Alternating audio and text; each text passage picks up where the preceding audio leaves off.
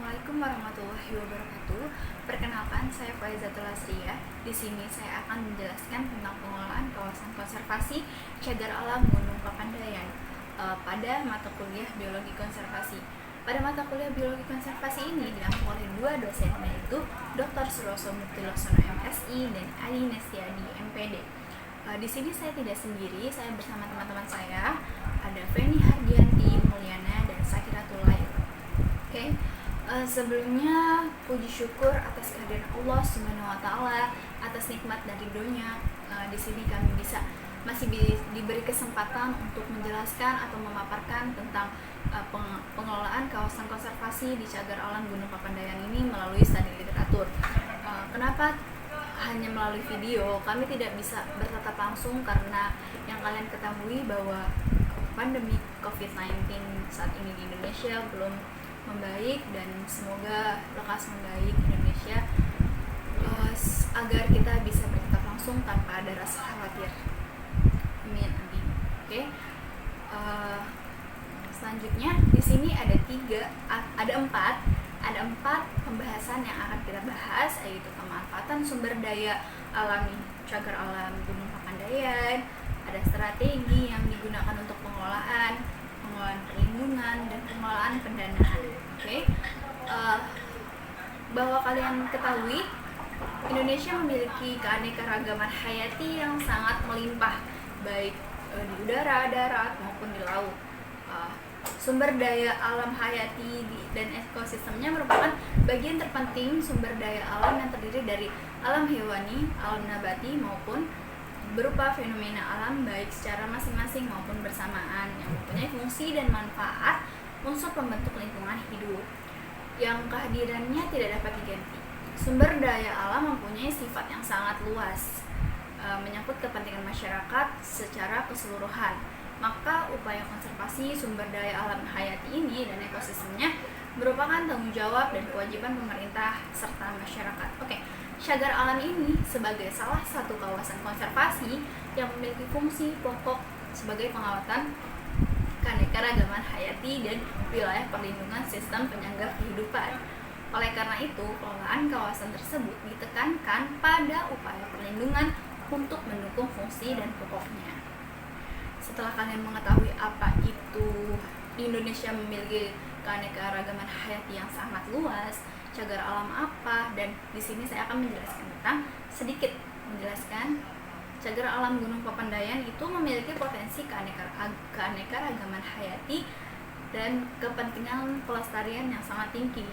Namun, upaya perlindungan terhadap kawasan tersebut banyak mengalami hambatan yang berasal dari keterbatasan pengelolaan dan pemanfaatan sumber daya oleh manusianya sendiri atau masyarakat di sana sendiri yang bermukim di sekitar cagar alam Gunung Papandayan tersebut.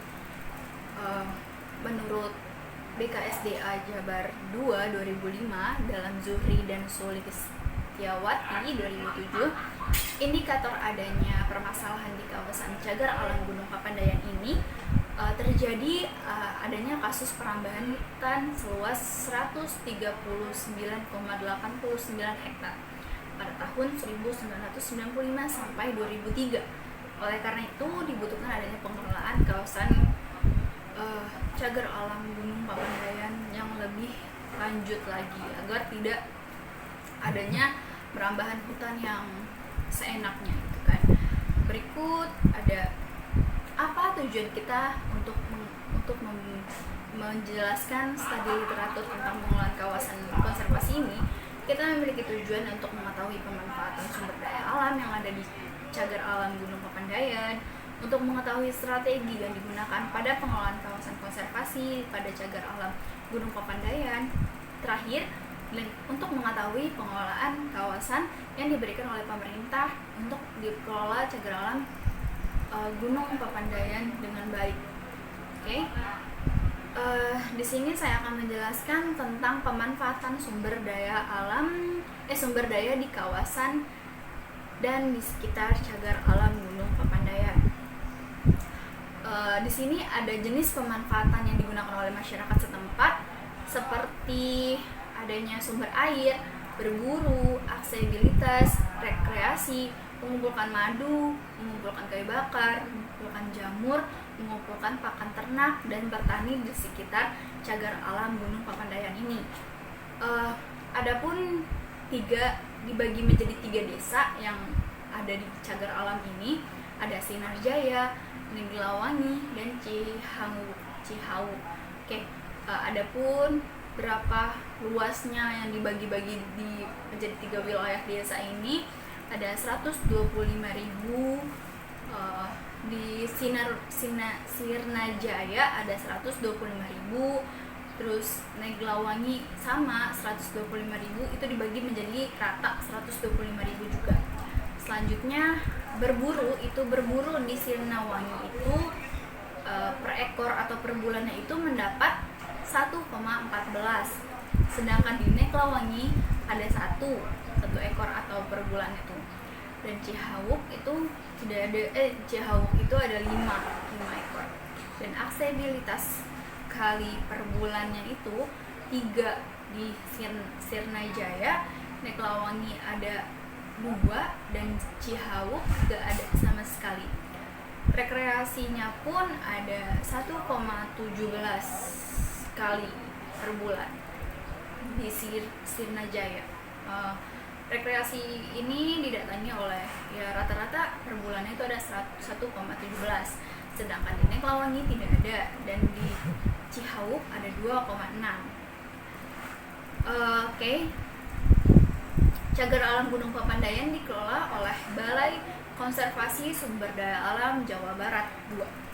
Terdapat 3 tipe vegetasi, yaitu utama cagar alam tersebut yaitu kawah, hutan campuran, dan padang rumput.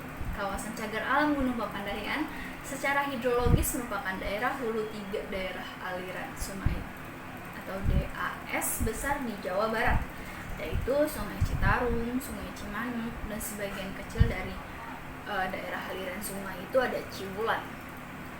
Kemudian setelah saya jelaskan tadi, ada sumber air, berburu, aksesibilitas, rekreasi, mengumpulkan madu, mengumpulkan kayu bakar, jamur, mengumpulkan pakan ternak, bertani. Itu terdapat 9 pemanfaatan yang dilakukan oleh masyarakat sekitar di kawasan cagar alam Gunung Papandayan tersebut. Nah, pemanfaatan sumber air di dalam kawasan cagar alam tersebut untuk kegiatan pertanian, kemudian berburu satwa liar oleh masyarakat setempat, hewan liar yang diburu antara lain babi hutan, kijang, serta burung jenis kepudang dan malik. Selain berbagai jenis kegiatan pemanfaatan yang dilakukan oleh masyarakat, terdapat pula pemanfaatan yang dilakukan oleh pihak swasta, yaitu Chevron Takso Energi Indonesia di kawasan cagar alam Gunung Papandayan dalam bentuk eksplorasi panas bumi untuk membangkitkan listrik. Luas total kawasan itu dimanfaatkan oleh pihak swasta Chevron ini seluas 41 hektar, yang dimana 26 hektar terletak di cagar alamnya dan 15 hektarnya di kawasan hutan lindungnya. Lalu kami melakukan studi literatur ini bahwa sumber daya alam di daerah tersebut melimpah, maka saking melimpahnya, aspek-aspek yang berkaitan dengan sumber daya alam ini akan semakin mempengaruhi keadaan cagar alam di sana. Seperti yang sudah dijelaskan bahwa bukan hanya masyarakat setempat di cagar alam Gunung Papandayan yang menikmati atau memanfaatkan keadaannya di sana, tetapi ada pihak swasta juga yang ikut campur tangan untuk menikmati keadaan di sana, seperti tadi pihak swasta dari Chevron itu. Pemanfaatan sumber daya di cagar alam Gunung Papandayan ini pada dasarnya merupakan interaksi dari faktor internal dan eksternal yang sangat kompleks dan menunjukkan ketidakmampuan otoritas cagar alam Gunung Papandayan dalam mengolah kawasannya itu sendiri, sehingga muncul berbagai gangguan dan ancaman dengan tingkat tinggi hingga rendah atau rendah hingga tinggi. Permasalahan tersebut mencakup permasalahan keanekaragaman hayati, penetapan kawasan, pemanfaatan kawasan dan jasa lingkungan serta organisasinya itu sendiri. Permasalahan keanekaragaman hayati ini mengakibatkan penurunan dari kegiatan perambahan hutan pada tahun 1906 sampai 2003. Walaupun tidak ada data yang menyebutkan bahwa jumlah spesies itu ada yang berkurang atau mati atau bagaimana. Nah, namun dari luas penambahan hutan ini yang mencapai 340,38 hektar atau 5% dari luas cagar alam Gunung Papandayan ini dapat menunjukkan bahwa terjadinya penurunan yang sangat luas di ekosistem yang berdampak terhadap penurunan keanekaragaman hayati di kawasan tersebut. Nah, bagaimana bisa terjadi? Ini terjadi karena ketidakmantapan kawasan cagar alam Gunung Papandayan. Dalam teori biografi pulau ini dikemukakan oleh MacArthur dan Wilson bahwa keberadaan cagar alam Gunung Papandayan ini yang dikelilingi oleh pedesaan menyebabkan keberadaan CAGP atau cagar alam Gunung Papandayan ini seperti pulau dikelilingi oleh habitat yang terbangun. Kawasan cagar alam Gunung Papandayan ini seluas 6.807 hektar itu terlalu kecil untuk dapat mencakup semua yang mungkin tipe vegetasi itu ada di sana gitu. Lalu bagaimana dimaksud ketidakmantapan kawasan tersebut?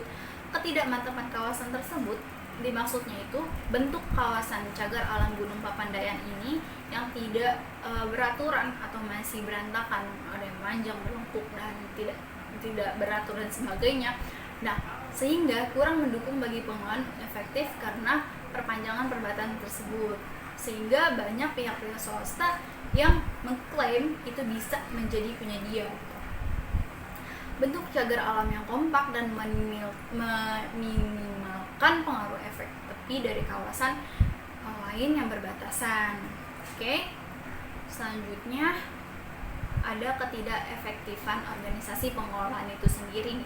Kurangnya pemanfaatan kawasan itu untuk kegiatan penelitian dan pendidikan menyebabkan ketidaktersediaan data mengenai keanekaragaman hayati di cagar alam Gunung Papandayan dan mentoring terhadap perubahan yang terjadi dalam kawasan cagar alam Gunung Papandayan tersebut.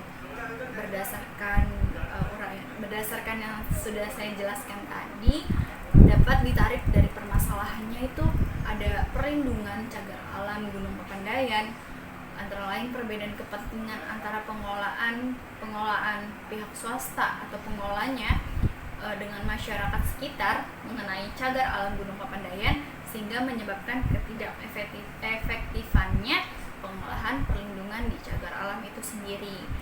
Oke, sekian dari saya. Terima kasih. Selanjutnya, saya Feni Hardianti akan menjelaskan terkait strategi pengelolaan kawasan konservasi yang dikembangkan di cagar alam Gunung Papandayan. Strategi dirancang dengan tetap mempertahankan status kawasan, yaitu sebagai cagar alam, meskipun terdapat kemungkinan untuk mengubah status menjadi taman nasional ataupun cagar biosfer, yang memungkinkan adanya pemanfaatan sumber daya di dalam kawasan tersebut. Mempertahankan status sebagai cagar alam merupakan hal yang penting, sebab keberadaan cagar alam ini merupakan benteng terakhir untuk mempertahankan keanekaragaman hayati yang semakin terancam akibat meningkatnya populasi manusia. Adapun strategi pengelolaan perlindungan kawasan konservasi yang dikemukakan dalam artikel Zuhri dan Susiliawati tahun 2007 tentang pengelolaan perlindungan cagar alam Gunung Papandayan meliputi 5 strategi. Yang pertama yaitu strategi membangun jaringan kawasan konservasi, yang kedua yaitu strategi kolaborasi, yang ketiga yaitu strategi konservasi, yang keempat yaitu strategi pemanfaatan kawasan, yang kelima yaitu strategi pemberdayaan masyarakat, yang kemudian akan tergambarkan pada gambar berikut ini. Nah, ini merupakan gambaran dari usulan model pengelolaan perlindungan di cagar alam Gunung Papandayan. Visinya yaitu terwujudnya pengawetan keanekaragaman hayati di CAGP. Misinya yaitu melaksanakan perlindungan di dalam dan luar kawasan untuk mendapatkan manfaat yang berkelanjutan. Karena di sini permasalahan internalnya meliputi penurunan ketidakmantapan kawasan, pemanfaatan kawasan dan jasa lingkungan, tidak efektifnya organisasi pengelola. Kemudian ada permasalahan eksternal meliputi mata pencaharian berbasis lahan, rendahnya penghasilan, dan keterbatasan luas lahan garapan. Tujuan jangka panjang yang ingin dicapai yaitu meningkatkan efektivitas perlindungan cagar alam Gunung Papandayan. Nah, strategi pengelolaan perlindungan meliputi strategi membangun jaringan kawasan konservasi, yaitu memperluas kawasan konservasi, menghindari kepunahan, meningkatkan variasi habitat, meningkatkan penyebaran, yang meliputi strategi kolaborasi, yaitu membangun kesepakatan di antara stakeholder. Kemudian ada strategi konservasi, yaitu mengefektifkan perlindungan bagi keanekaragaman hayati. Kemudian strategi pemberdayaan masyarakat meliputi meningkatkan produktivitas masyarakat. Kemudian strategi pemanfaatan kawasan yang meliputi pelaksanaan kegiatan penelitian, pendidikan, dan penunjang budidaya. Nah, dari strategi ini akan diimplementasikan. Kemudian dalam pelaksanaannya perlu adanya monitoring dan evaluasi pengelolaan perlindungan, kemudian pengelolaan perlindungan yang berkelanjutan. Nah, dari gambar yang telah disimak tadi, yang pertama saya akan menjelaskan terkait strategi membangun jaringan kawasan konservasi. Strategi membangun jaringan kawasan konservasi dianggap penting agar kawasan CAGP ini tidak terisolasi dari kawasan alami lainnya. CAGP dengan kondisi fisik kawasan yang relatif kecil, di mana luas kawasannya yaitu 6.807 hektar dan di sekitar cagar terdapat hutan lindung yang dapat digunakan sebagai perluasan cagar, maka beberapa cagar yang berukuran kecil ini dihubungkan oleh koridor lebih baik daripada cagar tunggal yang kecil. Nah, berikut tabel berupa usulan jaringan kawasan konservasi CAGP yang bersumber dari artikel Zuhri dan Susialawati tahun 2007.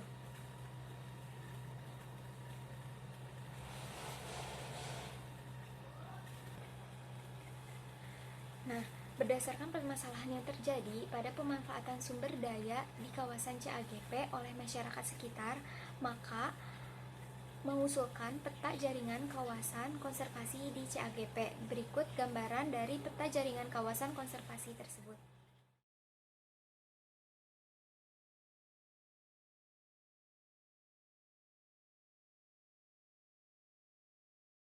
Nah, selanjutnya yaitu yang kedua, strategi kolaborasi.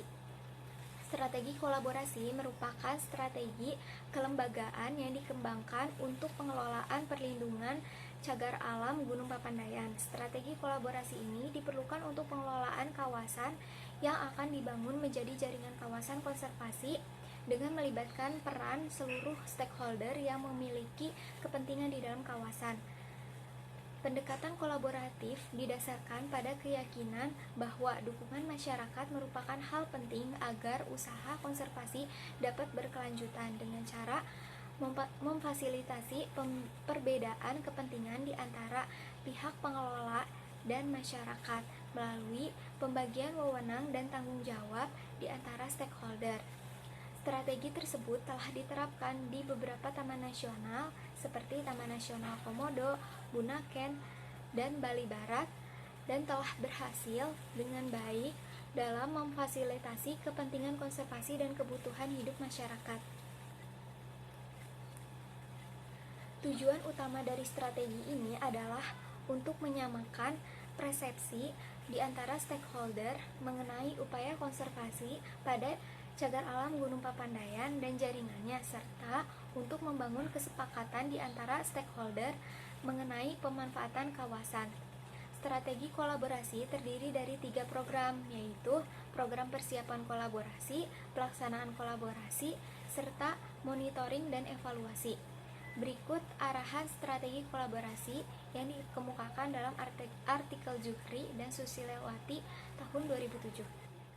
Nah, gambar ini menunjukkan arahan proses perumusan pengelolaan kolaboratif di Cagar Alam Gunung Papandayan. Yang pertama ada persiapan kolaborasi, yaitu kajian pengelolaan perlindungan CAGP, kemudian kajian sosial ekonomi dan budaya masyarakat. Setelah dikaji, maka timbullah permasalahan di kawasan CAGP dan sekitarnya. Permasalahan tersebut akan dikomunikasikan, kemudian dilakukan pembentukan forum. Setelah itu, membangun kesepakatan. Dalam membangun kesepakatan ini dilakukan dalam 3 tahap. Yang pertama, perundingan tahap 1, yaitu menyepakati fakta yang terjadi di lapangan. Perundingan tahap 2, membangun kesepakatan gagasan program. Perundingan tahap 3, merumuskan gagasan menjadi rencana kerja operasional atau yang disebut dengan RKO. Dalam membangun kesepakatan ini terdiri dari tingkat desa dan tingkat kawasan. Setelah itu, pelaksanaan kolaborasi. Pelaksanaan program kegiatan berdasarkan RKO yang telah dibuat, yaitu tingkat desa dan tingkat kawasan.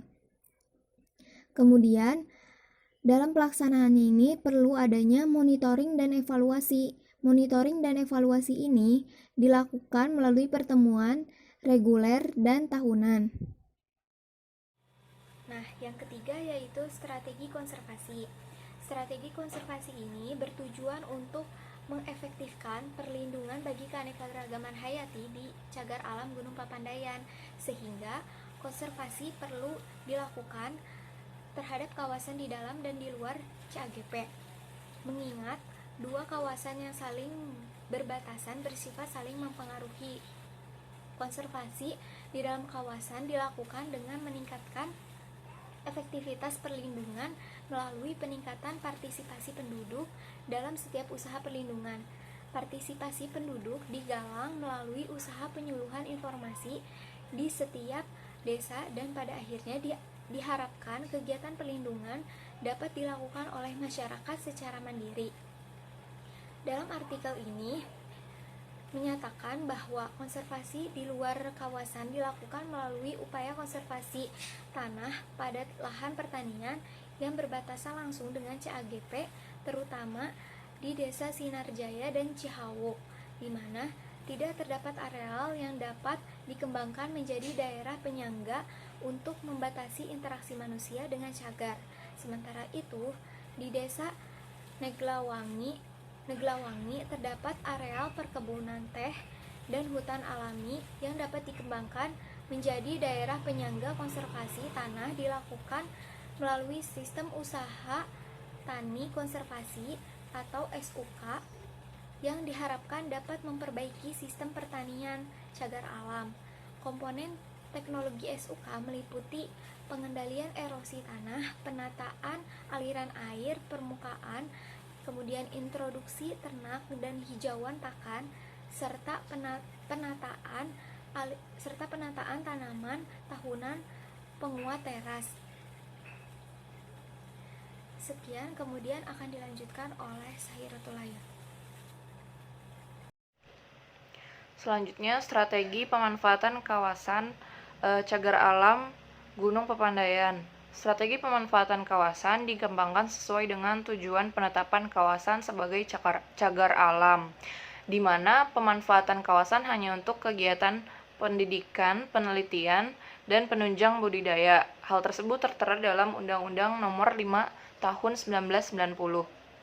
Zuhri dan Sulistiawati dalam artikelnya mengusulkan bahwa diperlukan pendirian Pusat Informasi Pendidikan Konservasi pada kawasan cagar alam Gunung Papandayan untuk memfasilitasi pengunjung yang datang dengan tujuan pendidikan. Selain mendirikan pusat informasi, diperlukan juga pengadaan prasarana pendukung kegiatan penelitian seperti pos pengamatan dan menara pengintai. Keberadaan tenaga ahli botani, zoologi, ekologi, dan geologi juga diperlukan untuk mendukung kegiatan penelitian dan pendidikan pada kawasan cagar alam Gunung Papandayan. Selanjutnya, strategi pemberdayaan masyarakat. Nah, strategi pemberdayaan masyarakat bertujuan untuk meningkatkan produktivitas masyarakat melalui upaya menciptakan lapangan pekerjaan yang tidak berbasiskan lahan. pemberdayaan masyarakat juga sebagai insentif atas hilangnya akses masyarakat ke dalam kawasan cagar alam Gunung Papandayan. Nah, strategi ini merupakan pengembangan dari kegiatan pemberdayaan masyarakat, namun dilakukan dengan partisipatif sehingga bantuan yang diberikan dapat memberikan manfaat bagi kepentingan konservasi dan ekonomi masyarakat. Kegiatan pemberdayaan ekonomi disesuaikan dengan pemanfaatan sumber daya di setiap desa. Nah, pada kawasan cagar alam Gunung Papandayan ini terdapat kegiatan mengumpulkan jamur dan madu yang selama ini dilakukan dan dikembangkan untuk dapat dibudidayakan di luar kawasan CAGP, yaitu pada lahan yang dikelola oleh Perum Perhutani dan PTPN 8. Pada kegiatan ini diperlukan koordinasi dan kerjasama yang baik dengan otoritas kawasan yang berbatasan dengan CGAP untuk dapat mengembangkan fungsi kawasan, dapat meningkatkan kesempatan usaha bagi masyarakat. Nah, dengan begitu dapat diketahui bahwa jenis kegiatan pengembangan usaha ekonomi masyarakat sekitar cagar alam Gunung Papandayan itu antara lain budidaya jamur, budidaya lebah madu, mengembangkan hutan tanaman kayu bakar, dan hijauan pakan ternak. Selain itu juga pemberdayaan sosial melalui fasilitas kesehatan dan pendidikan pada kawasan cagar alam Gunung Papandayan ini perlu dilakukan. Hal tersebut dianggap penting mengingat sarana pendidikan dan kesehatan di desa sekitar cagar alam Gunung Papandayan sangat terbatas. Nah, fasilitas tersebut ini sebagai insentif atas pembatasan kegiatan pemanfaatan yang dilakukan di kawasan cagar alam Gunung Papandayan, sehingga penduduk dapat memperoleh manfaat secara tidak langsung dari keberadaan cagar alam ini. Selanjutnya itu ada pengelolaan perlindungan di kawasan cagar alam Gunung Papandayan. Nah, berdasarkan studi literatur pada artikel ilmiah yang ditulis oleh Zuhri dan Sulistiawati tahun 2007 tentang pengelolaan perlindungan cagar alam Gunung Papandayan, perlindungan yang dilakukan dalam penelitian ini adalah usaha yang dilakukan untuk mencegah dan mengatasi gangguan dan ancaman terhadap integritas suatu ekosistem yang disebabkan oleh aktivitas manusia maupun sebab alamiah.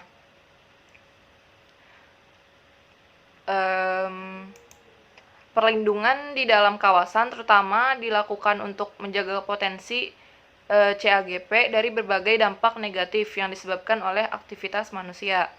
Nah, sementara itu perlindungan di luar kawasan dilakukan untuk mendukung integritas CGAP sebab kawasan di luar CAGP yang didominasi hutan pinus, kebun sayur, dan kebun teh menyediakan sumber daya bagi sejumlah spesies seperti elang Jawa, Spizetus bartelsi, Toad, Lanius skas, dan babi hutan, Saxcrova. Nah, perubahan fungsi kawasan dapat mengancam keberadaan spesies yang bergantung pada sumber daya di luar kawasan cagar alam Gunung Papandayan. Kegiatan pengelolaan perlindungan di kawasan cagar alam Gunung Papandayan ini dilaksanakan oleh Seksi Konservasi Wilayah 2 Garut yang berada di bawah BKSDA Jabar 2. Tenaga pengaman terdiri dari polisi kehutanan atau Polhut dan non-Polhut yang diangkat dari masyarakat sekitar CAGP atau cagar alam Gunung Papandayan. Nah, jumlah Polhut ini sebanyak 22 orang dan tersebar di 3 satuan kerja yaitu Papandayan, Kamojang, dan Sancang. Sementara itu jumlah non-Polhut ini sebanyak 5 orang yang tersebar di berbagai desa sekitar CAGP. Sarana yang mendukung kegiatan perlindungan di kawasan CAGP berupa senjata api, alat komunikasi, alat transportasi, dan peralatan khusus lainnya. Sarana yang tersedia tersebut digunakan untuk 20 kawasan konservasi yang berada di wilayah pengelolaan BKSDA Jabar 2. Sementara itu, prasarana penting yang dibutuhkan dalam kegiatan pelindungan adalah keberadaan pos jaga, pondok kerja, dan menara kawasan yang sampai saat ini belum tersedia untuk mendukung perlindungan di cagar alam Gunung Papandayan. Selanjutnya, Zuhri dan Sulistiawati berpendapat bahwa keterbatasan dana menjadi kendala utama dalam pengadaan prasarana yang memadai. Jenis kegiatan pelindungan yang pernah dilakukan di kawasan cagar alam Gunung Papandayan ini meliputi patroli atau operasi pengamanan, penegakan hukum, pemeliharaan batas, rehabilitasi lahan, pembinaan daerah penyangga, pelayanan surat izin masuk kawasan konservasi atau SIMAKSI, dan tersedianya papan peringatan. Pengelolaan pendanaan cagar alam Gunung Papandayan. Nah, berdasarkan data yang kami dapat, menurut Direktorat Pengelolaan dan Informasi Konservasi Alam atau PIKA, anggaran dana yang diberikan untuk pelaksanaan kegiatan pengelolaan kawasan konservasi dalam tahun 2015, dalam periode tahun 2015 sampai 2019 itu berasal dari anggaran pendapatan dan belanja negara atau APBN serta sumber pendapatan lainnya yang dapat dipertanggungjawabkan. Nah, untuk apa sih dana pendanaan tersebut? Nah, dana pendanaan tersebut digunakan untuk kebutuhan pembiayaan pencapaian target indikator kinerja kegiatan atau IKK dan indikator kinerja program atau IKP. Nah, kebutuhan pendanaan dalam kegiatan pengelolaan dan konservasi alam ini untuk pusat dan UPT di setiap daerah selama tahun 2015 sampai 2019 itu dialokasikan dana sebesar 453 miliar 521.473.000 rupiah. Nah, dana tersebut meliputi biaya operasional perkantoran di luar belanja pegawai. Apabila pendanaan tahunan tidak dapat terpenuhi, maka pendanaan tersebut akan dialihkan untuk target tahunan berikutnya. Nah, berikut ini adalah rincian secara indikatif bagaimana kebutuhan pembiayaan untuk pusat ataupun UPT atau daerah pada tahun 2015 sampai tahun 2019. Nah, untuk tahun 2015 untuk kegiatan pusat sendiri itu sebesar 10.700 miliar. Nah, pada tahun 2016 itu sebesar 11.200 miliar. Terjadi peningkatan. Lanjut, untuk tahun 2017 pun sama, mengalami peningkatan, yaitu 11.800 miliar. 2018 itu sebesar 12.900 miliar. Tetapi pada tahun 2019 itu mengalami penurunan sebesar 12 miliar 42 juta. Itu kurang lebih pendapatan yang diberikan, pendanaan yang diberikan untuk pusat. Nah, sedangkan untuk UPT atau daerah pada tahun 2015 sekitar 79 miliar. Lanjut pada tahun 2016 itu sebesar 85 miliar. Nah, pada tahun 2017 untuk UPT atau daerah itu terjadi penurunan, yaitu sebesar 76 miliar 100 juta. Nah, untuk tahun 2018 76 200 juta. Nah, untuk yang terakhir tahun 2019 itu sebesar 76 miliar 400 juta. Nah, jadi adanya penurunan dan adanya peningkatan gitu.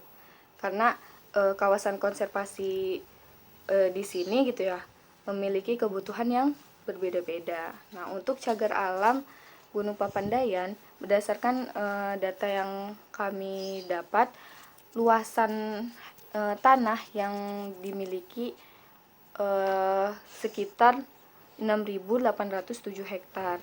Nah, permasalahan yang terjadi dalam pengelolaan dana di cagar alam Gunung Papandayan itu dianggap belum efektif, terutama pengelolaan sumber daya alam yang ada. Nah, jadi tidak adanya tidak sebandingnya anggaran yang didapat dengan biaya kebutuhan yang menjadi permasalahan dalam pengelolaannya. Nah, fakta yang terjadi berdasarkan data yang kami dapat pula, jadi